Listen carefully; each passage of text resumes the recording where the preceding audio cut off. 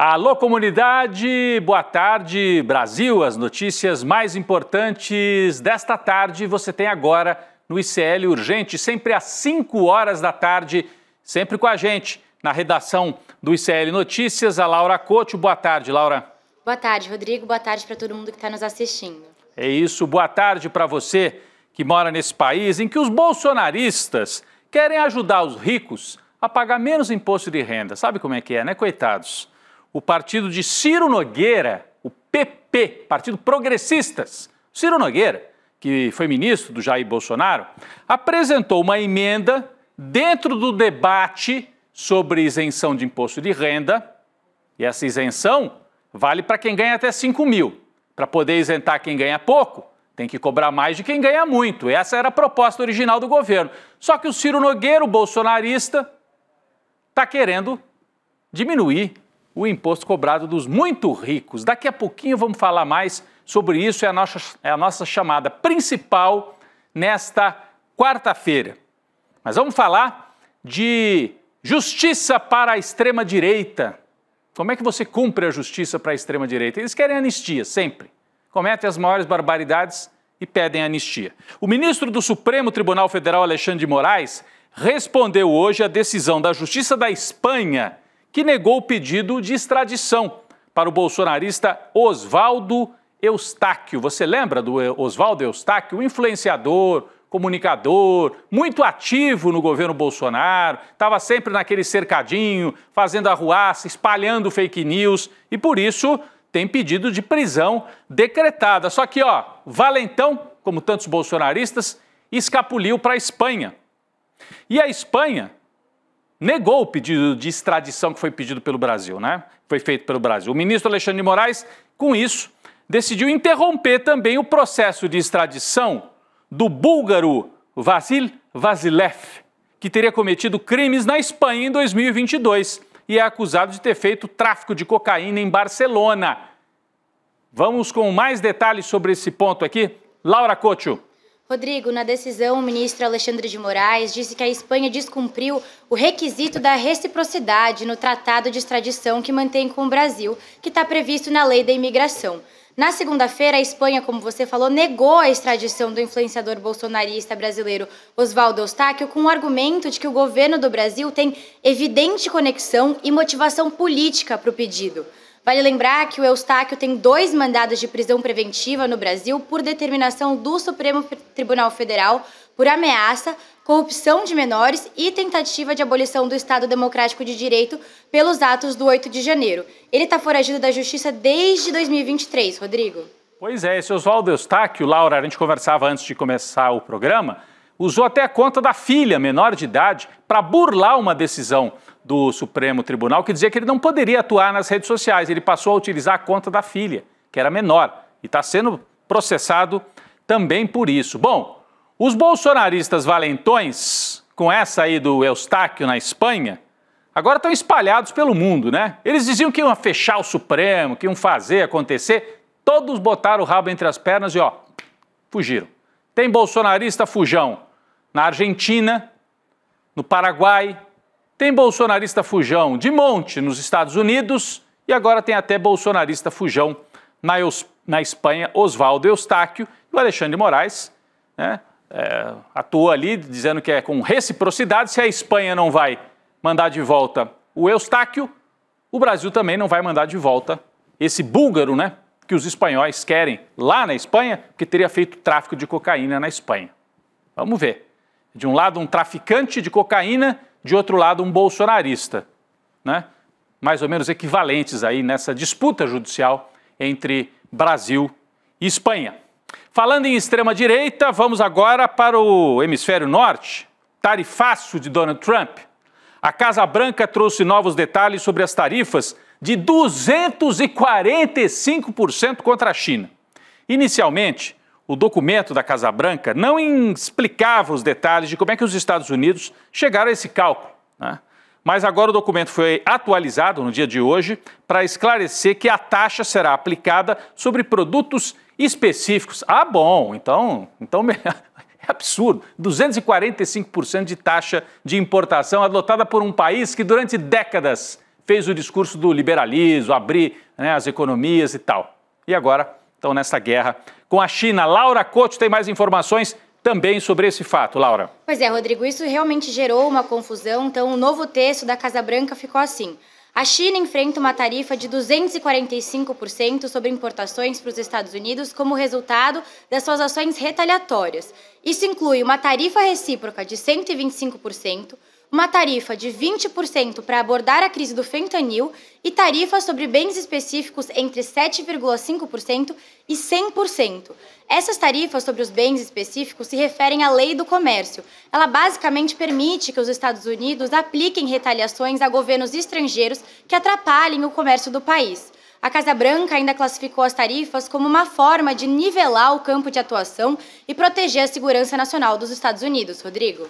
Cada vez que o Trump fala e que a Casa Branca fala através dessas notas, fica claríssimo, né? A soberba, a arrogância dos Estados Unidos que acham que podem falar desta forma com todas as nações do mundo, né? Os Estados Unidos podem retaliar a governos que atrapalhem o comércio do país. Quem é que está atrapalhando o comércio internacional? É a China ou é o governo do Trump? Então, essa arrogância, né, que quem estuda um pouco conhece bem, agora está explícita, porque o Trump tirou a máscara e o mundo está podendo ver sem nenhum disfarce. Bem, o porta-voz do Ministério do Exterior da China, Lin Jian, deu hoje uma entrevista coletiva e não confirmou aquela informação que chegou a circular ontem de que a China poderia suspender as compras de jatos da Boeing, né? A Boeing, que é norte-americana. Ontem a gente deu essa notícia aqui, que poderia vir uma retaliação direta e a China poderia deixar de comprar quase 200 jatos.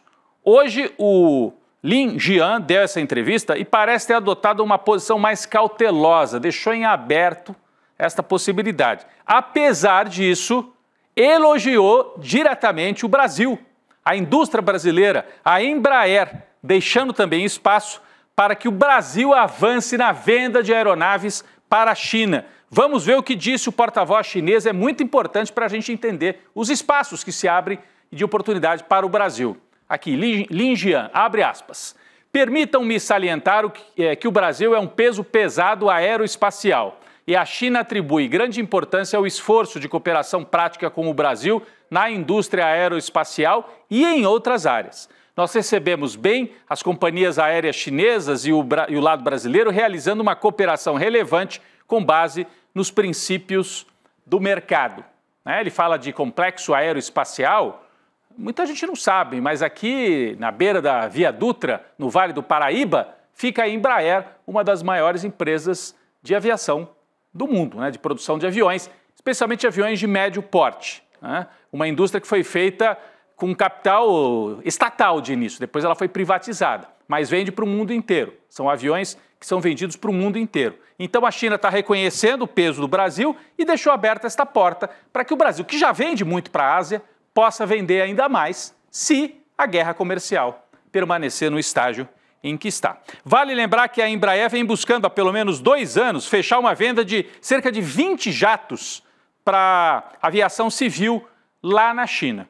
Mas, por enquanto, sem sucesso. Quem sabe agora é a oportunidade de destravar esta venda. Uma oportunidade para o Brasil tomar o lugar dos Estados Unidos e suprir, principalmente, a aviação regional com esses jatos de médio porte. Tem mais atualização sobre a guerra das tarifas com a Laura Couto lá na nossa redação. Por favor, Laura. Rodrigo, mais um destaque sobre o tarifaço, agora falando do Brasil. Senadores e empresários passaram a organizar comitivas para os Estados Unidos como uma forma de buscar alternativas a esse tarifaço. A Confederação Nacional da Indústria, por exemplo, quer reunir 15 empresas brasileiras nessa comitiva, além de representantes dos setores de energia, combustíveis, máquinas e equipamentos. Rodrigo. Muito bem, Laura. Então está aí o esforço do setor privado brasileiro também, montando aí uma comitiva que pode ir aos Estados Unidos tentando negociar, tentando obter oportunidade de negócio. Aí você fala, mas isso é só para os empresários. Mas pode gerar emprego aqui no Brasil também, né? Pode ser uma oportunidade para a economia brasileira como um todo, num momento de tanta turbulência. Não seria a primeira vez, hein? Lá nos anos de conflito gravíssimo, na época da Segunda Guerra Mundial, o Brasil aproveitou a disputa entre, de um lado os aliados, do outro lado a Itália, a Alemanha nazista, e conseguiu arrancar concessões importantes dos Estados Unidos, fazendo a siderurgia brasileira, na época do Getúlio Vargas, e também dando passo aí para o Brasil se industrializar naquele período. Laura Couto, urgente lá da nossa redação, tem mais atualizações, Laura? Pois é, Rodrigo, a China convocou uma reunião do Conselho de Segurança da ONU para falar sobre essas tarifas e está acusando o governo Trump de bullying. A carta foi enviada para os 193 Estados-membros da União e a reunião foi convocada para a próxima quarta-feira, dia 23. Enfim, é isso, Rodrigo, de atualização que eu tenho para você. É importante, a China convocando, pedindo uma reunião de emergência das Nações Unidas para tratar deste ataque, que é um ataque comercial, mas que vai se agravando, com características realmente de um ataque específico à China. Quando você põe as tarifas em 245% e diz para os outros não, fica claro que o alvo é a China e a China está pedindo uma reunião especial da ONU para tratar deste ponto. Bom, o Trump ataca a economia chinesa, provoca turbulência na economia mundial, turbulências, e também ataca direitos civis. A gente tem visto aí, está expulsando estudantes árabes, estudantes palestinos, simplesmente pelo fato de defenderem o direito dos palestinos, está atacando universidades, e agora ele fez mais uma, hein? O governo dele. Vou trazer aqui para vocês. A deputada federal Erika Hilton recebeu um visto do governo dos Estados Unidos em que é identificada com o gênero masculino.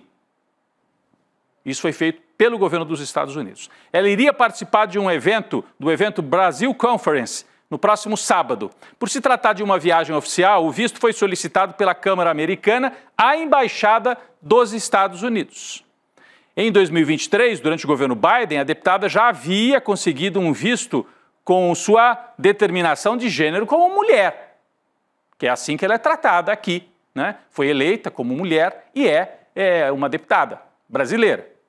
É importante ressaltar que nos documentos pessoais dela, como a certidão de nascimento, Erika é registrada como mulher e agora desrespeitada, atacada por um governo estrangeiro. Está feito o registro, mais aí um indício, se precisava de mais um, do que significa o governo de Donald Trump, um avanço da extrema-direita, que vai na economia, a gente fala muito da economia, porque afeta aqui o Brasil, mas afeta principalmente os direitos civis, como a gente está vendo nesse caso, em que atinge diretamente uma deputada brasileira. Vamos falar da política nacional, um alerta feito hoje pelo governo Lula. O governo disse que o orçamento federal corre risco de uma espécie de apagão, não agora, mas a partir de 2027, um próximo governo, que pode até ser do Lula, se ele for reeleito. Os motivos para isso: a inclusão dos chamados precatórios dentro do limite do teto de gastos. Precatório é aquele pagamento que o governo é obrigado a fazer por uma decisão judicial. Alguém teve a casa desapropriada pelo governo para fazer metrô, por exemplo. Tem o direito de receber. Aí fica anos e anos discutindo na justiça, aí tem que pagar. Durante os últimos anos, abriu-se a possibilidade dos precatórios saírem dessa conta do teto de gastos. Você pode pagar os precatórios e eles não vão entrar como despesa que conta nesse teto de gastos. Só que a partir de 2027 acaba. Então, se você vai gastar com precatório, diminui o dinheiro que você tem para as outras despesas. Esse é um problema a partir de 2027. O outro problema seríssimo é o gasto excessivo com emendas parlamentares. O governo tem um orçamento em que boa parte dos gastos, quem decide são os deputados, da maneira que a gente conhece. Então, de acordo com o projeto de lei de diretrizes orçamentárias que foi enviado pelo governo para o Congresso, em 2027 o espaço para gastos de custeio e investimentos vai encolher 86 bilhões de uma vez só. Por causa disso, muda a regra e os precatórios entram na conta. Em 2027, para você ter uma ideia, a despesa não obrigatória cairia para 122 bilhões. Só que quase metade disso está reservado para as emendas dos próprios parlamentares. Com isso, na prática, o próximo presidente da República teria no seu primeiro ano de gestão apenas 65 bilhões para gastos do próprio executivo. Você vai falar, apenas 65 bilhões? Mas é apenas, é pouco, né? Porque você tem que fazer os gastos obrigatórios de saúde e de educação. E esse valor quase que não dá para fechar. Por isso está feito o alerta, o relator do projeto, Carlos Zaratini, do projeto de diretrizes orçamentárias, que é do PT de São Paulo, disse que a projeção é preocupante e classificou a PEC dos precatórios aprovada no governo Bolsonaro como um dos motivos para esse problema, porque o Bolsonaro empurrou com a barriga e jogou para frente. E vai chegar a conta lá em 2027. É um tema um pouco complexo, mas é importante a gente acompanhar. É um debate importante na economia. Bom, vamos falar da nossa manchete principal hoje aqui no ICL Urgente. O senador Ciro Nogueira, presidente do Partido Progressistas, apresentou uma emenda ao projeto de lei da isenção do imposto de renda para quem ganha até R$5 mil. Está aqui na manchete do iclnoticias.com.br. Emenda do PP dificulta a isenção para quem ganha 5 mil e protege os milionários. É o bolsonarismo protegendo os milionários, como eu estava explicando no começo do programa. Para você isentar quem ganha até 5 mil, você precisa cobrar mais de alguém. E qual era a proposta do Haddad, do governo Lula?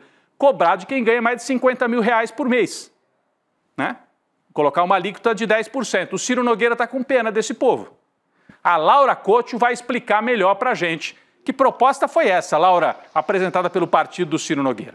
Rodrigo, a proposta ela reduz a alíquota do imposto mínimo sobre a renda dos milionários de 10% para 4%. O problema é que isso faria cair em cerca de 80% o potencial de arrecadação da medida, de 25 bilhões para 5 bilhões. Com isso, o governo ia ter um rombo aí na arrecadação planejada e seria obrigado a buscar novas formas para sustentar essa isenção do imposto de renda para quem ganha até 5 mil reais. A justificativa do senador Ciro Nogueira é de proteger pequenos e médios empreendedores, mas beneficia, na verdade, um grupo reduzido de pequenos empresários. A emenda também contempla outros 40 mil milionários que vão pagar muito menos do que estava previsto inicialmente no programa do Lula, no projeto do Lula. Pois é, então o Ciro Nogueira está querendo proteger milionário. E ele avisou que ele ia fazer isso, Laura. O ICL trouxe com exclusividade, algumas semanas atrás, aquela conversa do Ciro Nogueira dentro do auditório do BTG. Uma conversa aí com o pessoal do mercado financeiro, com a Faria Lima, né? Ele está cumprindo agora aquela promessa que ele fez para os ricos que estavam ali escutando. Naquela conversa, o Ciro Nogueira fez algumas previsões. O Lula acabou, não tem governo Lula mais, nem candidato à reeleição ele vai ser. Uma torcida, né? Se mostrou falha essa avaliação dele. Então, a avaliação era uma torcida. Mas, além disso, ele também fez um aceno, dizendo que ia cuidar para que não houvesse taxação dos mais ricos, respondendo à pergunta de uma das participantes do evento. Vamos relembrar esse trecho? Vamos ouvir. O que consta? Quais são os pilares dessa proposta? Aqui está todo mundo taxado nos acima dos 50 mil, então não tem uma como relação... o parlamentar votar contra a isenção para quem ganha 5 mil reais. Não tem como. Nós temos que ver a questão da compensação. Essa é a modificação, a proposta que nós vamos fazer. Nós temos que ver com a questão da compensação. Ele diz assim com uma voz bem mansa para a moça lá, né? Nós vamos na compensação, nós vamos ajudar vocês, porque eu não posso votar contra isentar quem ganha até 5 mil, isso não. Mas eu posso dar um jeitinho na compensação. E as contas públicas que se danem. Depois eles saem aí nos jornais dizendo o Haddad tem que cuidar das contas públicas e tal, sendo que ele está ajudando a abrir um rombo nas contas públicas com esta proposta de proteção aos multimilionários. O Brasil é um dos lugares do mundo onde milionário menos paga imposto. O presidente Lula participou hoje à tarde da celebração do Dia do Exército pelo 3º ano consecutivo. A celebração aconteceu no quartel-general da instituição, no setor militar urbano em Brasília, lá perto de onde fizeram aquele acampamento, lá golpista, né? Chamado Forte Apache, é assim que eles chamam lá, em Brasília. O evento abriu espaço para um curioso encontro entre Lula e o general Hamilton Mourão, ex-vice-presidente no governo de extrema-direita de Jair Bolsonaro, entre 2019 e 2022. Aí o cumprimento assim, formal, até elegante, de Lula com o Mourão, que era e é de direita, de extrema-direita, estava lá na chapa, mas ficou de fora ao que tudo indica, das articulações golpistas. Então, o Lula foi lá e cumprimentou o Mourão, parece que nem houve constrangimento. Mas a Laura Costa tem mais detalhes desse dia, né, Laura, em que o comandante do Exército discursou, né, fez algumas declarações com a presença de Lula ali no evento, né? Exatamente, Rodrigo. O discurso do comandante do Exército, o general Tomás Paiva, foi focado em tentar aproximar o Exército com a população. O mote do discurso foi Exército Brasileiro igual a você. No seu discurso, o comandante citou o cenário internacional e reforçou aí a defesa contra as ameaças internacionais. O general também reforçou uma imparcialidade da Força do Exército e o compromisso de servir com o que ele chamou de missão constitucional, Rodrigo. Lembrando que o general Tomás Paiva é um daqueles que os bolsonaristas atacavam, né? Lembram que o Braga Neto, que está preso, dizia, tem generais aí que são melancia, que são verde e amarelo por fora, mas que na verdade são vermelhos. Por quê? Vermelhos não, não aderiram ao golpe. Um deles é esse, que está aí à frente do Exército e participou com Lula deste evento, enquanto o Braga Neto está preso e virou réu, né? Essa a diferença entre eles. Mas falando em réu, o ex-presidente Jair Bolsonaro segue internado no hospital DF Star em Brasília. O quadro está estável, sem grandes novidades, e aí você me pergunta, então por que você, Rodrigo, está falando do Bolsonaro de novo? Bom, porque é importante a gente observar como ele tem feito da internação um espetáculo político e midiático. Tem divulgado vídeos em série. A gente aqui mal presta atenção e fica cansado e fica assim, nossa, que coisa deprimente a maneira como ele usa, né, como se apresenta como uma vítima. Mas de ontem para hoje aconteceu um passo a mais. O nosso colega Leandro Demore fez uma leitura muito importante sobre um dos vídeos divulgados pelo Bolsonaro em que a mulher dele, a Michele, aparece lavando os pés do Bolsonaro dentro do hospital, numa referência a uma parábola bíblica. Vamos acompanhar a análise do Leandro Demore para a gente ficar atento a esse movimento no bolsonarismo. Vamos lá. Então ontem o Bolsonaro mandou um recado para Tarcísio, para Zema, para Ratinho, para Eduardo Leite, para Caiado, para Gustavo Lima, para Valdemar da Costa Neto, para Faria Lima, para todo mundo que pensa que o Bolsonaro já está morto politicamente. Ele mandou um recado para bagunçar ainda mais esse jogo. Olha o vídeo que o Bolsonaro postou nas redes sociais ontem, lançando praticamente, né, a ideia da candidatura da Michele Bolsonaro. Esse vídeo, gente, onde não se fala nada nesse vídeo, é uma encenação bíblica vagabunda, que é o que essa gente sabe fazer, uma leitura torpe e cretina da Bíblia. Jesus Cristo, se voltasse à Terra, possivelmente ia cagar essa galera de pau, que foi o que Jesus fez. O único ato de violência de Cristo foi para bater em gente parecida com o Bolsonaro, né? E eu não poderia imaginar nada diferente para chegar e falar, para de usar o meu nome desse jeito, né? E aí fizeram uma encenação bíblica sem falar nada para mandar recado para toda a direita e extrema-direita. É isso, é uma espécie de passagem de bastão, porque a gente fica olhando isso e às vezes não compreende bem, mas lá nas internas do bolsonarismo o recado está dado.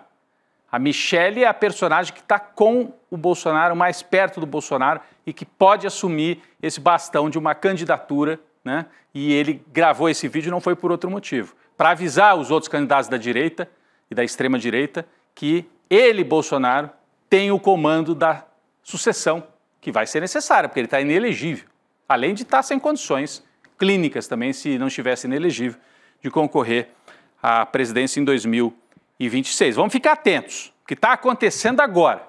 Então ele vira réu, ele começa a ser julgado e ele começa a fazer os movimentos também. Isso desorganiza, hein, a extrema-direita, por um lado, porque Caiado, Eduardo Bolsonaro mesmo, que é o filho, esse aí está junto, mas Ratinho, Tarcísio ficam olhando e falam, opa, acho que tem gente na minha frente para levantar a bandeira do bolsonarismo em 2026.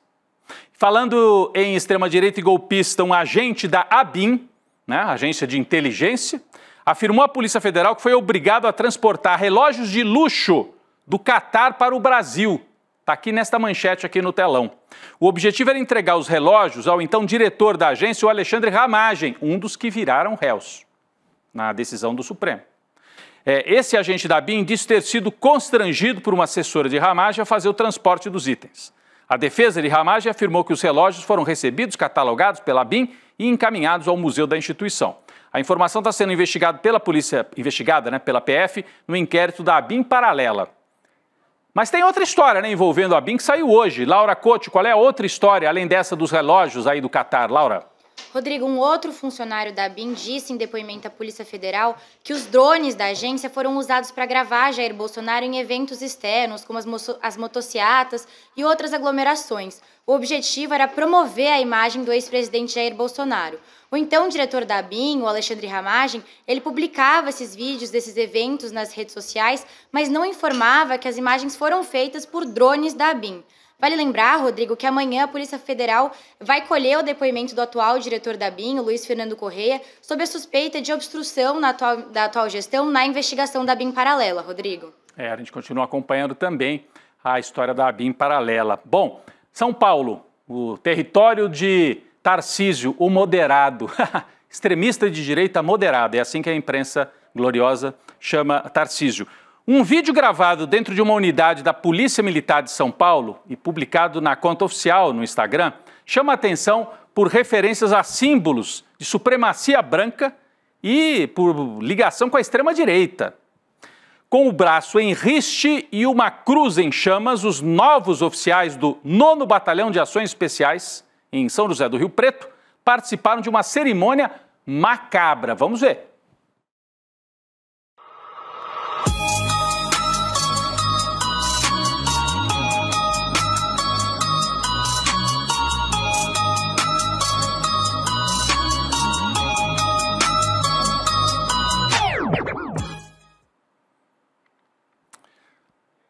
Laura Couto, depois as pessoas se espantam, né, quando a polícia acha que tem liberdade aí para agredir, para, enfim, atuar como se fosse uma espécie de milícia muitas vezes. Laura?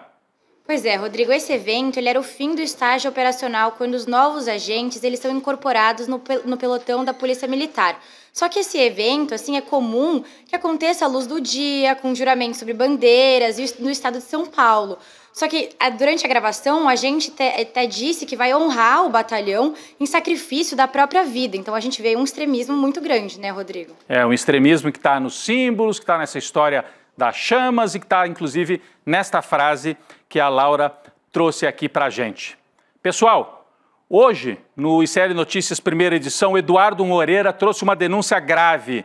Estão despejando pessoas em situação de rua e também usuários de droga dentro daquele território, né, que é uma comunidade importante na Zona Sul de São Paulo, de forma absolutamente desumana. Essa situação está afetando de forma direta o cotidiano de milhares de pessoas que vivem ali em Paraisópolis e que já enfrentam a falta de oportunidade, a omissão do poder público. Está aqui, quem quiser mais detalhes, está no nosso site iclnoticias.com.br. É urgente, Paraisópolis precisa de você, a campanha que está sendo lançada, foi lançada já hoje pelo Eduardo Moreira no N1 e, aliás, ele vem no N2 daqui a pouquinho para explicar melhor como é que isso vai ser feito, como é que nós vamos apoiar a comunidade de Paraisópolis. Estamos falando de uma vaquinha para ajudar a construir a primeira escola de tecnologia e comunicação de Paraisópolis. Vamos juntos mudar essa história, vamos mostrar a força da nossa comunidade. Laura Couto. Rodrigo, a gente até agora atingiu a arrecadação de R$ 98.600, então aí quase 50% da nossa meta de R$ 200 mil. Então vamos continuar apoiando aí, contribui com icl.com.br/ajuda, pessoal. Muito bem, está feito o convite e daqui a pouquinho no N2 Eduardo Moreira vem explicar melhor a importância desta ação que está sendo feita, coordenada aqui pelo ICL. A aula de ontem com o Eduardo Moreira foi incrível, milhares de pessoas puderam aprender, né? A gente teve uma aula do Investidor Mestre 2.0.